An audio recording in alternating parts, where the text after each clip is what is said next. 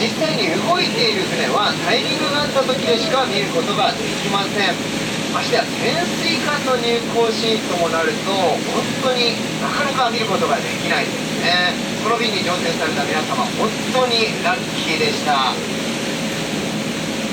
さあまもなくシャッターチャンスでしょうか。今この船の真横をですね、海上自衛隊の潜水艦が1隻通り過ぎていきます。後ほどですね、またタイミングが合えば今度はこちらの潜水艦の着岸シーンご覧いただくことができると思いますので、ぜひですね後ほども楽しみにしておいてください。さあちょっとかなり遠くにはなってしまうんですが、今沖合遠くの方にもおそらく1隻潜水艦がいますね。